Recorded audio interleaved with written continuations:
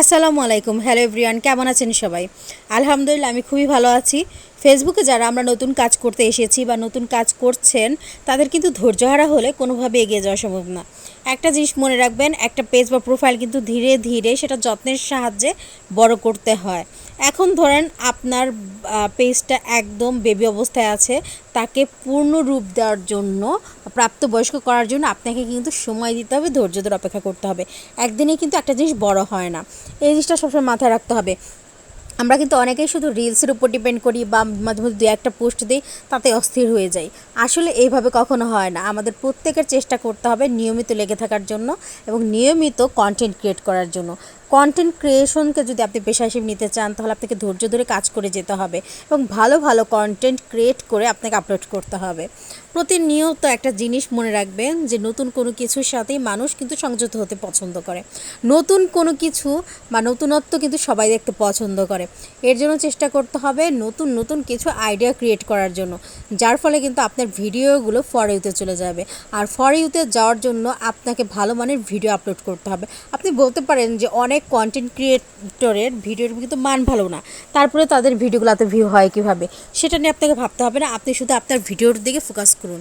সবার কিন্তু ভিডিওর কোয়ালিটি সেম হয় না, তবে যদি আপনি ভালো কোয়ালিটির ভিডিও বানাতে চান, তাহলে কিন্তু আপনাকে নিয়মিত ভিডিও বানিয়ে আপলোড করতে হবে।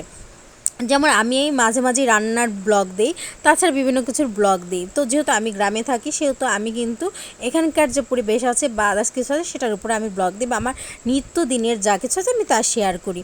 তা আপনারাও যে কোনো কিছুর উপর দিতে পারেন, সেটা আপনাদের পছন্দ। আপনারা কিসের উপর ভিডিও বানাবেন সেটা আপনাদেরকে একটা ক্যাটাগরি সিলেক্ট করে কাজ করতে হবে।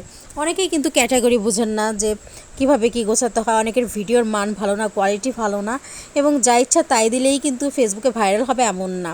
ফেসবুকের সব কিছুরই একটা নির্দিষ্ট নিয়ম অনুযায়ী, নির্দিষ্ট সময় অনুযায়ী সেটা ফেসবুক কী কর্তৃপক্ষই আপনার ভিডিও ভাইরাল করে দিবে।